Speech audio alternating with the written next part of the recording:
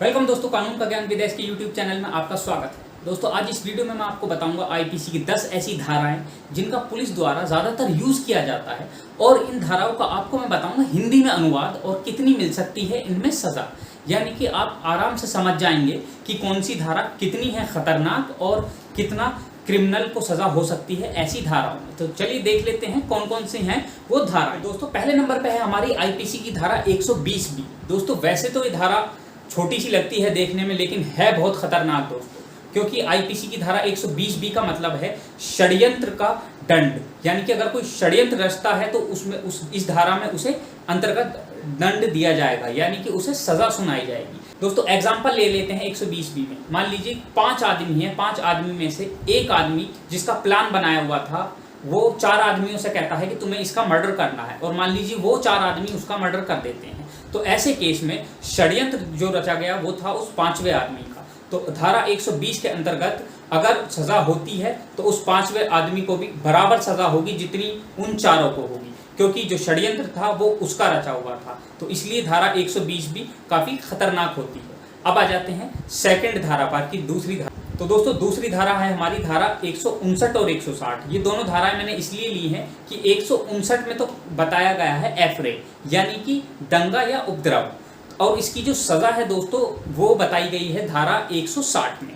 तो दंगा करना या उपद्रव मचाना पब्लिक प्लेस पर या पब्लिक प्लेस की पीस डिस्टर्ब करना वो एफरे कहलाता है। इंग्लिश में उसे एफरे कहते हैं। तो ऐसे केस में जो सजा होती है वो 1 महीने तक की हो सकती है अगर आप उपद्रव मचाते हैं या एफरे करते हैं पब्लिक प्लेस पर, या दंगा करते हैं या उपद्रव मचाते हैं। दोस्तों, अब आ जाते हैं अगली धारा पर। अगली धारा है हमारी धारा 166 आईपीसी। दोस्तों, इसके ऊपर वैसे मैं डिटेल्ड वीडियो भी बना चुका हूँ जो कि आप मेरे चैनल में जाकर चेक कर सकते हैं। फिर भी इसका मैं मतलब आपको बता देता हूँ। इसका मतलब है लोक सेवक द्वारा किसी व्यक्ति को क्षति पहुंचाने के आशय से विधि की अवज्ञा करना। यानी कि अगर कोई लोक सेवक डिसोबीडियंस करता है लॉ का, मान लीजिए जैसे कि अभी एक एग्जांपल आया था, डीएम साहब ने किसी का फोन लेकर तोड़ दिया था, हालांकि उनके पास पावर नहीं थी किसी को चाटा मारने की या फोन तोड़ने की। तो ऐसे केस में उनके ऊपर धारा 166 की कार्रवाई बन सकती है।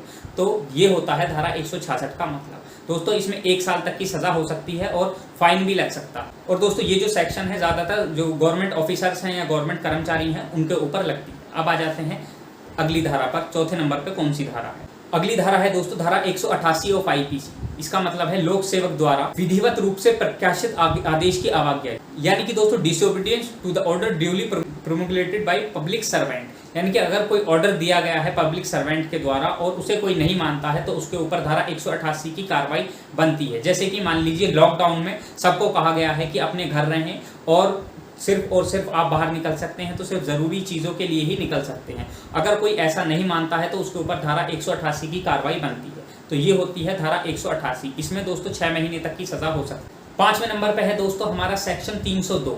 2 सेक्शन इसमें दोस्तों मैंने एक साथ इंक्लूड किए हैं, सेक्शन 300 और 302। ज्यादातर 302 सुनते ही सबको पता चल जाता है कि मर्डर की बात हो रही है, लेकिन दोस्तों जो मर्डर है वो डिफाइन है सेक्शन 300 में, जो सजा है मर्डर की वो डिफाइन है सेक्शन 302 में दोस्तों। तो इसलिए सेक्शन 302 ज्यादातर सुनाई देता है और एफआईआर में दिखाई देता है। और जो दोस्तों इसमें पनिशमेंट है वो डेथ पेनल्टी से लेकर लाइफ इम्प्रिजनमेंट तक की हो सकती है। यानी कि किसी को फांसी भी हो सकती है अगर कोई मर्डर करता है, और लाइफ इम्प्रिजनमेंट यानी कि आजीवन कारावास भी उसे हो सकता है। ये डिपेंड करता है दोस्तों मर्डर के ऊपर कि मर्डर किस तरीके से हुआ है, कितना संगीन है या किस टाइप से मर्डर किया गया है।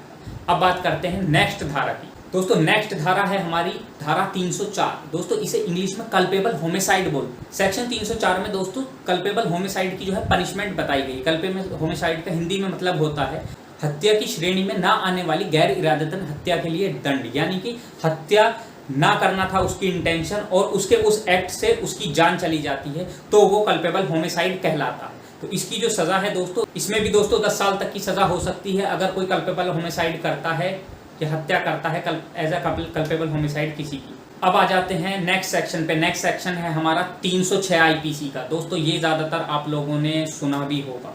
आईपीसी का 306 सेक्शन लगता है तब जब कोई किसी को सुसाइड के लिए उकसाता है। तो एबेटमेंट ऑफ सुसाइड इसके अंदर आता है सेक्शन 306 में। इसमें दोस्तों 10 साल तक की सजा हो सकती है अगर आप किसी को सुसाइड आत्महत्या करने के लिए उकसाते हैं तब। सेक्शन 307 है हमारा अगला सेक्शन। दोस्तों, सेक्शन 307 तो ज्यादातर सुनने में आ ही जाता है और ज़्यादातर लोग अंदाज़ा भी लगा लेते हैं कि सेक्शन 307 क्या होता है। सेक्शन 307 का मतलब होता है दोस्तों हत्या का कोशिश, हत्या का प्रयत्न, यानी कि किसी को जान से मारने की कोशिश करना, वो 307 लगती है। मान लीजिए किसी ने किसी पर गोली चलाई और उस गोली चलाने से वो बच जाता है, तब ऐसे केस में 307 का मुकदमा दर्ज हो सकता है उस एक्यूज्ड के ऊपर जिसने गोली चलाई है। तो हत्या का प्रयत्न 307 लगता। 307 में भी दोस्तों 10 साल तक की सजा हो सकती है।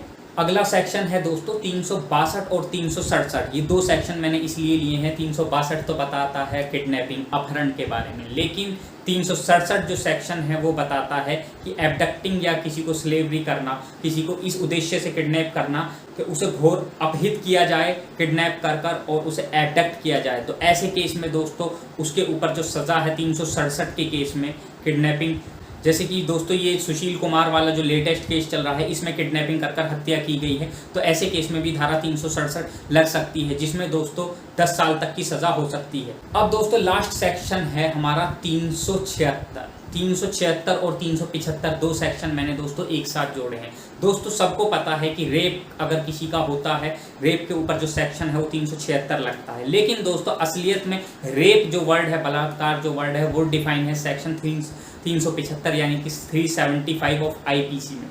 जो पनिशमेंट है रेप की वो दी गई है सेक्शन 376, तो इसलिए सेक्शन 376 लगाया जाता है रेपिस्ट के ऊपर, बलात्कारी के ऊपर।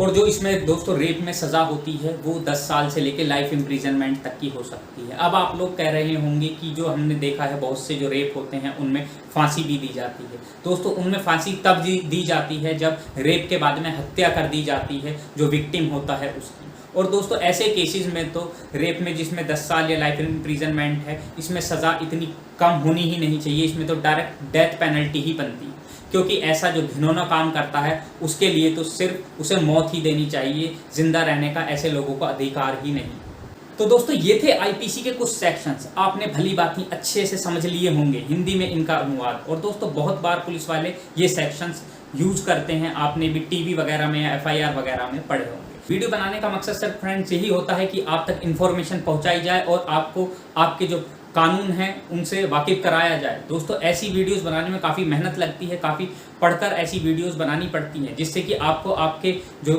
लॉज हैं वो बताए। तो दोस्तों ऐसी ही वीडियो कंटिन्यू देखते रहने के लिए इस वीडियो को तो लाइक कर दें, शेयर कर दें और चैनल को सब्सक्राइब कर दें, बेल आइकन ज़रूर प्रेस कर दें, जिससे कि मेरी हर वीडियो का नोटिफिकेशन मिलता रहे। थैंक यू दोस्तों।